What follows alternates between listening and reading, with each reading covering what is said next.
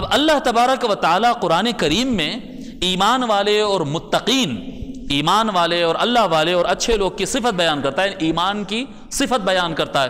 کیا ہے؟ الذین یؤمنون بالغیب، سورہ بقرہ میں اللہ فرما دیا وہ ایمان والے کون ہیں، تقوی والے کون ہیں؟ وہ لوگ ہیں جو غیب پر ایمان رکھتے ہیں، مطلب وہ چیزیں جن کو دیکھ نہیں سکتے ہیں اس کو مانتے ہیں، وہ چیزیں جو سن نہیں سکتے اس کو مانتے ہیں۔ اب سوال یہ پیدا ہوتا ہے کہ اگر ماننا ہے اور ہم نہ دیکھ سکتے، نہ سن سکتے، نہ چکھ سکتے، نہ چھو سکتے، نہ سونگ سکتے، اگر ہم یہ کر نہیں سکتے تو ماننا کیسا؟ سیدھی بات ہے کہ جو بھی غیب پر مسلمان ایمان رکھتا ہے، کیا کیا ہے بھائی غیب؟ حضرت ربیع بن انس رضی اللہ تعالیٰ روایت فرماتے ہیں الذین یؤمنون بالغیب، اس کا معنی یہ ہے آمنوا باللہ، اللہ پر ایمان رکھنا، اللہ دکھتا نہیں، اللہ کو ٹچ نہیں کر سکتے، سونگ نہیں سکتے، چھو نہیں سکتے، جی آمنوا باللہ۔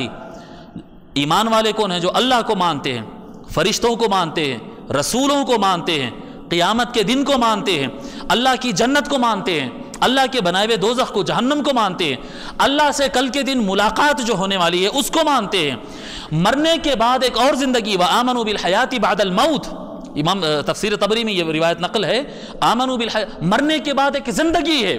ہم پانچوں سینس لگا دیں، تلاش کر لیں، ہم کو نہیں سمجھ میں آئے گا کہ مرنے کے بعد مٹی میں سب گل جانے کے بعد دوبارہ کیسے زندہ ہو سکتا ہے انسان۔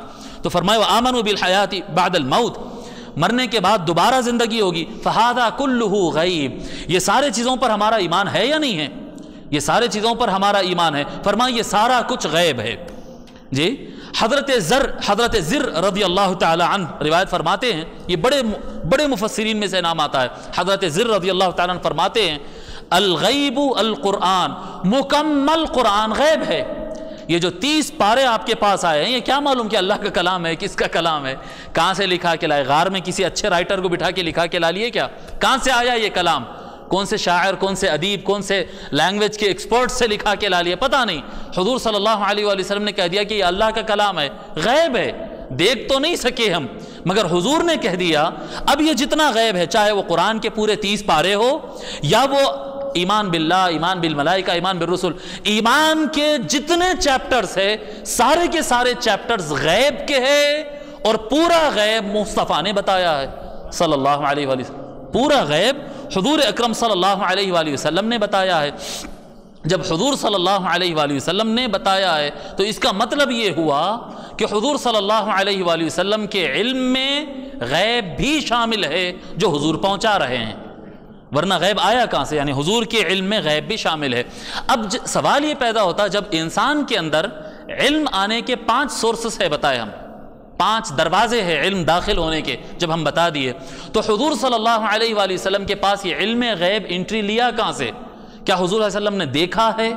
کیا حضور صلی اللہ علیہ وسلم نے سنا ہے؟ جی حضور صلی اللہ علیہ وآلہ وسلم اللہ تعالیٰ کو تو شب معراج میں دیکھے نا، مگر دین اسلام تو پہلے پیش کیے۔ حضور صلی اللہ علیہ وآلہ وسلم قرآن پہلے بیان کیے جی، بعد میں آسمانوں کی سیر کیے، تو یہ حضور صلی اللہ علیہ وآلہ وسلم کے پاس آیا کہاں سے؟ تو یاد رکھے نبیوں میں اور امتیوں میں ایک بیسک فرق ہوتا ہے، نبیوں میں اور امتیوں میں ایک بیسک فرق ہوتا ہے کہ سارے امتیوں کو نالج کے 5 ڈورز ہوتے ہیں، 5 راستے ہوتے ہیں علم کے حصول کے سارے امتیوں کو، اور نبی کہتے ہی اسی شخص کو ہے جس کے پاس 6 ڈور اوپن ہو جاتا ہے، 6واں راستہ اوپن ہو جاتا ہے جس کو قلب کہتے ہیں، دل۔ اللہ تبارک و تعالیٰ کی وحی اترتی ہے نہ۔ اب یہ آپ ذہن میں رکھ لے بات کہ حضور صلی اللہ علیہ وآلہ وسلم پر جو قرآن پیش ہوتا تھا، نہ وہ آواز میں پیش ہوتا تھا، نہ وہ رائٹنگ میں پیش ہوتا تھا، نہ وہ ٹیکسٹ میں پیش ہوتا تھا، نہ وہ خوشبو کی طور پہ پیش ہوتا تھا، نہیں، یہ 5 راستے اپنی جگہ رہتے تھے۔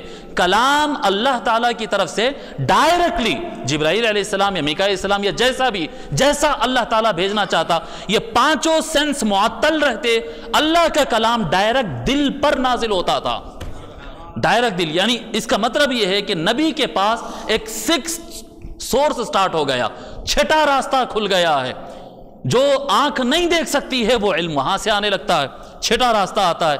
تو فرماتے الوحی فی القلب، حضور صلی اللہ علیہ وآلہ وسلم کیا فرماتے؟ جب لوگ پوچھتے ہیں کہ یہ آپ کو کیسا معلوم، وہ صحیح ہے کیا، وہ غلط کیا، تو حضور صلی اللہ علیہ وسلم فرماتے مجھے کیا پتا، قل انما یوحا الی.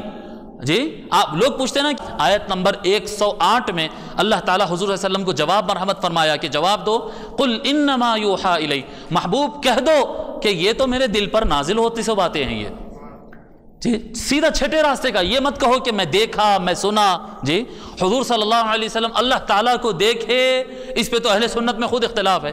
ام المؤمنین عائشہ نہیں دیکھے فرماتے، حضرت عباس دیکھے فرماتے رضی اللہ تعالی عنہما فرماتے. جی تو یہ اختلافات اپنی جگہ رہیں گے، لیکن جس بات کا کوئی انکار کر نہیں سکتا وہ یہ ہے کہ مصطفیٰ کے پاس دل میں ڈائریکٹ علم آنے کا ذریعہ کھلا ہے، اور اسی کو کہتے ہیں ایمان بالرسول. Don't forget to subscribe and press the bell icon to get notified.